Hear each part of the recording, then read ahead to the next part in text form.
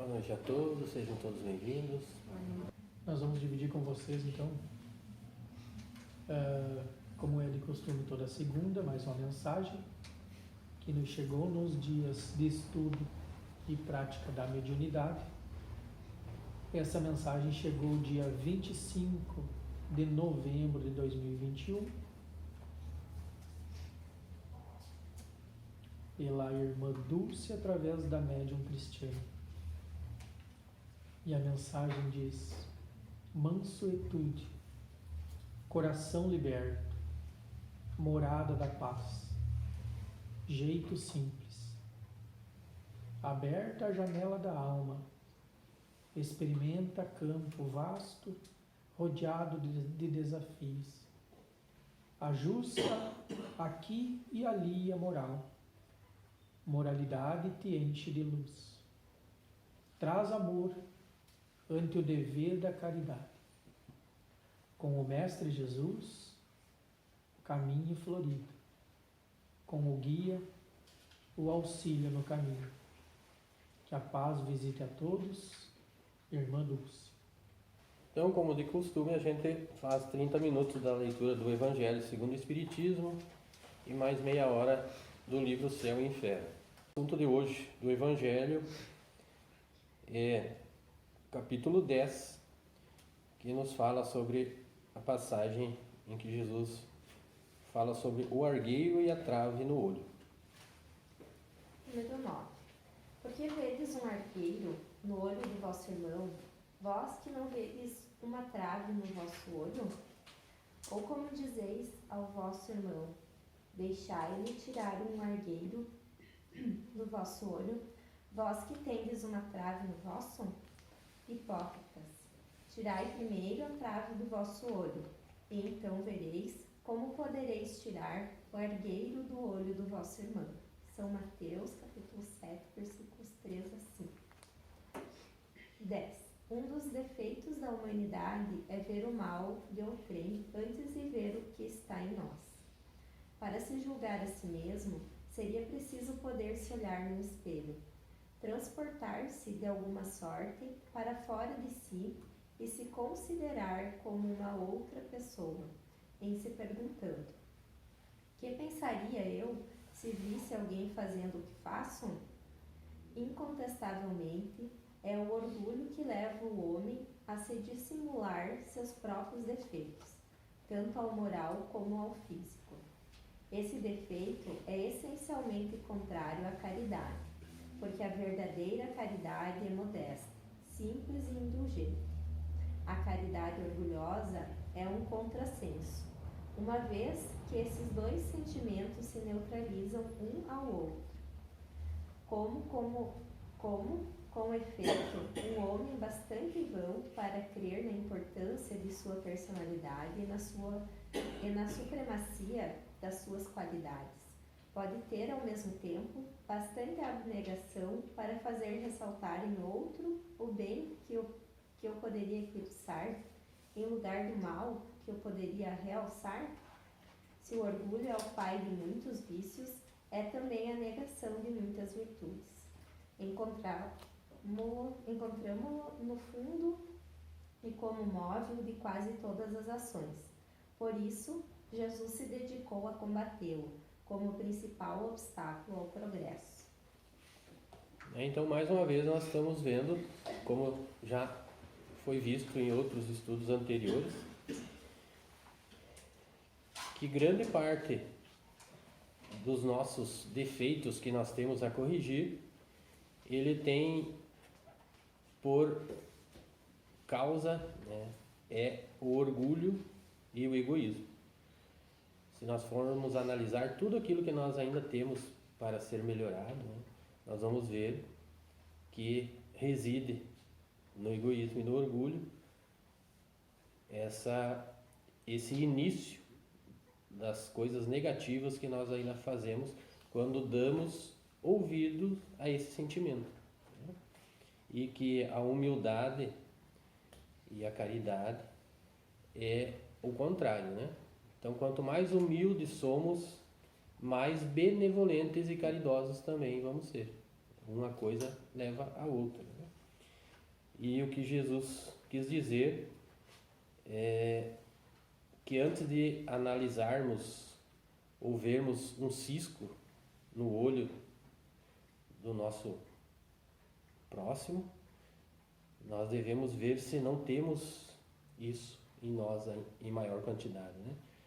E acontece muito que a gente analisa os defeitos dos outros primeiro, e muitas vezes ocorre até que esses defeitos estão em maior número em nós, mas nós não vemos e prestamos atenção no defeito do nosso irmão.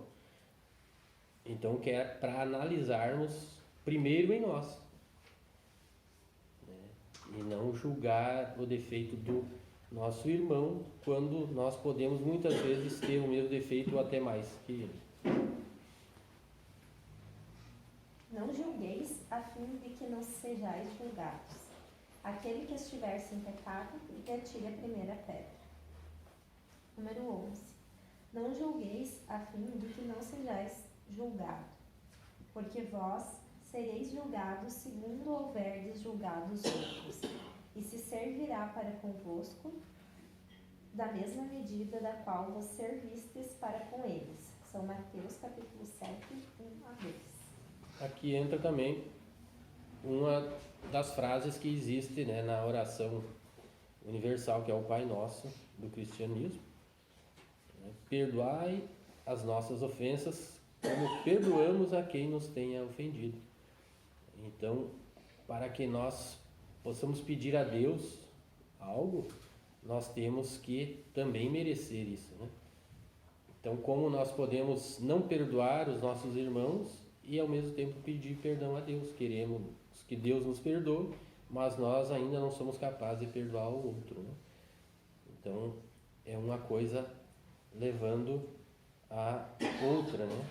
Então, para nós exigirmos que Deus nos dê aquilo que o Pai Nosso nos cita em todas as suas frases, né? É uma das orações mais completas que existem, justamente por isso. Se nós olharmos desde o início até o final, ele resume em tudo o que pede, ele pede e ao mesmo tempo agradece. E quando pede o perdão, ele diz: assim como perdoamos a quem nos tem ofendido, né? Porque não teria sentido nós querermos ser perdoados, mas nós não conseguimos perdoar. 12. Então os escribas e os fariseus lhe conduziram uma mulher que tinha sido surpreendida em adultério, e a fizeram ficar de pé no meio do povo. E disseram a Jesus: Mestre, essa mulher vem de ser surpreendida em adultério. Ora, Moisés nos ordena na lei para lapidar as adúlteras. Qual é, pois, sobre isso o vosso sentimento? Eles diziam isso o tentando, a fim de ter do que o acusar. Mas Jesus, abaixando-se, escrevia com seu dedo sobre a terra. Como continuassem interrogá-lo, ele se ergueu e lhes disse: que aquele dentre vós que estiver sem pecado, lhe atire a primeira pedra. Depois, se abaixando de novo, continuou a escrever sobre a terra. Mas eles, ouvindo-o falar assim, se retiraram um após outro, os velhos saindo primeiro, e assim Jesus permaneceu só com a mulher que estava no meio da praça. Então Jesus, levantando-se, disse-lhe: Mulher, onde estão os vossos acusadores? Ninguém vos condenou? Ela lhe disse: Não, Senhor. Jesus lhe respondeu: Eu também não vos condenarei, não mais. Ide e no futuro não peques mais. São João, capítulo 8, versículos 13-11. Então, vejam a inteligência, né, de Jesus, porque ele tinha que lidar com os mandamentos da época de Moisés, vindo para clarear as leis e a verdade sobre um Deus, né? Que na época de Moisés nós já vimos que era aquele Deus de um povo só, um Deus enérgico, um Deus de vingança, um Deus de um povo que podia escravizar, outro povo que fugiu, mas que se perdeu ao longo do caminho, e foi necessário fazerem leis rígidas e botarem essas leis criadas pelo homem, no caso Moisés, como sendo leis de Deus para que o povo obedecesse, porque era um povo mais rude, né? Então Jesus veio para dizer que o Deus verdadeiro é um Deus de todos, porque é o Criador universal de tudo que existe, né, no universo, e que é um Deus de amor e de perdão, e não aquele Deus como falavam lá no Antigo Testamento. Mas ao mesmo tempo ele não podia entrar em atrito com essas leis, ele tinha que fazer eles entenderem de uma forma simples, porque se ele contrariasse, assim mesmo, né, eles já não gostaram e o entregaram para que fosse crucificado. Então imagine se ele fosse bater de frente contra essas leis. Então ele tinha que achar uma forma de passar esse ensinamento de uma forma suave, que fosse entendida pela interpretação de cada um. Então quando falam do pecado da mulher adúltera, que estavam julgando e dizendo que na lei de Moisés mandasse que ela fosse apedrejada até a morte, né? Olha como é que era a lei, daí diziam que era Deus que aprovava essa lei, né? Então, Jesus teve que achar uma forma de ensinar a eles que todos nós precisamos ser perdoados em alguma coisa. Então ele disse: atire a primeira pedra aquele que nunca errou, que nunca pecou, né? Que nunca cometeu um erro. Então, logicamente que todos nós somos falhos, todos nós cometemos e todos nós precisamos do perdão de Deus. Então, a partir daí, todos eles tiveram que sair, porque aquele que fizesse o primeiro ato de atirar a primeira pedra seria um hipócrita e estaria mentindo, né? Sabemos que não existe ninguém perfeito. Se estivessem perfeitos, não estariam reencarnando ainda. Então, saiu um por um e deixaram, né? E ele, olha, outro, na maioria das vezes, a gente falou aqui sobre o palavreado que a gente usa no nosso português, né? Não julgueis para não seres julgados. E Jesus usa: ninguém te condenou e eu também não te condenarei, né? Então, é condenar, mas pela limitação dos nossos verbos, das nossas línguas, da nossa língua portuguesa, é usado julgueis, mas na verdade julgar a gente faz todo o tempo, né? Porque nós temos que julgar o que é certo e o que é errado. Se nós sabemos o que é certo e o que é errado, temos uma dedução do que é certo e o que é errado, nós temos que fazer isso é um julgamento, né? É como na lei dos homens, quando alguém comete um crime, ele vai lá ser julgado, mas quem faz a condenação depois é o juiz, quem dá a sentença, né? Então nós não podemos jamais condenar alguém por seu ato, porque nós não estamos no lugar dessa pessoa e não sabemos os reais motivos que levaram ela a fazer isso tudo, né?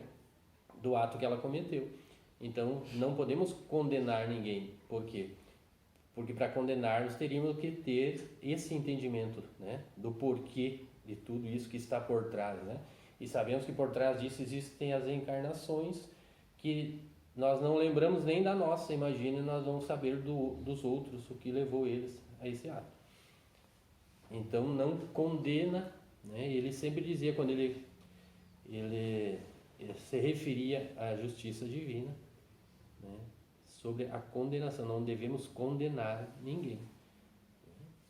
Isso quem faz são as leis de Deus, que já são prontas desde a criação do universo e são perfeitas e são imutáveis, elas não mudam. Essas leis são criadas perfeitas desde a criação do universo e elas vêm, são imutáveis, né? É a lei do progresso, a lei da ação e reação, a lei da causa e efeito. Então, elas são leis que trazem o equilíbrio necessário para a humanidade e o avanço necessário com tudo o que acontece. Até com coisas que muitas vezes nós não entendemos, né? Quando acontece um flagelo, uma guerra, algo grave, mas que com isso há um impulso, como aconteceu, né? Se nós pegarmos a Segunda Guerra Mundial, Houve um impulso tão grande na tecnologia depois da guerra e foi refreado o instinto de violência a um ponto que até agora não surgiu a terceira, né? E tomara que não surja. Mas justamente pelas atrocidades que são necessárias naquela época para que o homem se conscientize, né, que ele ainda está muito atrasado em suas leis e devem ser melhoradas, né? Então essas leis devem ser melhoradas para o bem comum geral de todos, né? Então é isso que acontece com a lei do progresso. E muitas vezes a gente não entende por quê. Então é muito perfeita as leis e se a gente não olhar ela pelo ângulo espiritual, a gente não entende, né? Então a gente deve, a partir do momento que a gente começa a entender o espiritismo, a gente deve sempre analisar pelo ângulo espiritual e não pelo ângulo material, que daí a gente não vai encontrar explicações, né? Número 13. Aquele que estiver sem pecado, lhe atire a primeira pedra, disse Jesus. Esta máxima nos faz da indulgência um dever, porque não há ninguém que dela não tenha necessidade para si mesmo. Ela nos ensina que não devemos julgar os outros mais severamente do que julgaríamos a nós mesmos, nem condenar em outrem o que nos desculpamos em nós. Antes de censurar uma falta de alguém, vejamos se a mesma reprovação não pode recair sobre nós. A censura lançada sobre a conduta de outrem pode ter dois motivos: reprimir o mal ou desacreditar a pessoa cujos atos se criticam. Este último motivo não tem jamais desculpa, porque é da maledicência e da maldade. O primeiro pode ser louvável e se torna mesmo um dever em certos casos, uma vez que disso deve resultar um bem. E sem isso, o mal não seria jamais reprimido na sociedade. O homem, aliás, não deve ajudar o progresso do seu semelhante? Não seria preciso, pois, tomar no sentido absoluto este princípio? Não julgueis se não quiserdes ser julgados, porque a letra mata e o espírito vivifica. Então, nós novamente voltamos lá no começo ali, né? Do não enxergar o defeito no outro sem analisarmos os nossos primeiro, né? E como eles dizem aqui, né, sobre o julgamento, às vezes é necessário que se faça essa análise, né, do que é certo e o que é errado. Se não fosse assim, não haveria correção do mal. Então é necessário. Mas nós não devemos ser hipócritas de condenar os outros sobre um ato que talvez até nós mesmos fizéssemos, né? E daí ficamos condenando quando estamos numa situação parecida, fazemos a mesma coisa ou pior. É sobre isso que é a conduta, né? De não agirmos dessa forma. Jesus não podia proibir, censurar o que é mal, uma vez que ele mesmo disso nos deu um exemplo, e o fez em termos enérgicos. Mas quis dizer que a autoridade da censura está em razão da autoridade moral daquele que a pronuncia. Torna-se culpável daquilo que se condena em outrem. É abdicar essa autoridade. É se arrogar o direito de repressão. A consciência íntima do resto recusa todo o respeito e toda a submissão voluntária àquele que, estando investido de um poder qualquer, viola as leis e os princípios que está viola as leis e os princípios que está encarregado de aplicar. Não há autoridade legítima aos olhos de Deus, senão aquela que se apoia sobre o exemplo que dá do bem. É o que ressalta igualmente nas palavras de Jesus. Então, isso explica então novamente, né, que Jesus não está proibindo que censure-se o mal, né? Se nós analisamos uma situação e nós sabemos que aquela situação foi cometida por alguém por maldade, Ele não está censurando dizendo que não pode ser reprimido o mal. Caso contrário, não haveria a correção desse mal, né?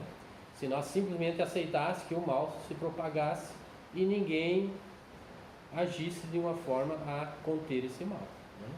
Então, quando a coisa é errada, mas devemos ter a lógica de sabermos que estamos analisando isso no ângulo espiritual e não como pessoas hipócritas que falam dos outros e fazem pior. Em resumo, seria isso. Instruções dos Espíritos. Perdão das ofensas. Número 14. Quantas vezes perdoarei a meu irmão? Vós as perdoareis, não 7 vezes, mas 70 vezes 7 vezes. Eis uma dessas palavras de Jesus que mais devem atingir a vossa inteligência e falar mais alto ao vosso coração. Comparai essas palavras de misericórdia com as de oração tão simples, tão resumida e tão grande em suas aspirações, que Jesus dá aos seus discípulos, e encontrareis sempre o mesmo pensamento. Jesus, o justo por excelência, responde a Pedro: perdoarás, mas sem limites. Perdoarás cada ofensa, tão frequentemente quanto a ofensa te seja feita. Ensinarás aos teus irmãos esse esquecimento de si mesmo, que os torna invulneráveis contra o ataque, os maus procedimentos e as injúrias. Serás brando e humilde de coração, não medindo jamais a tua mansuetude. Farás, enfim, o que desejas o Pai Celestial faça por ti. Não tem ele que te perdoar frequentemente, e conta o número de vezes que seu perdão desce para pagar tuas faltas?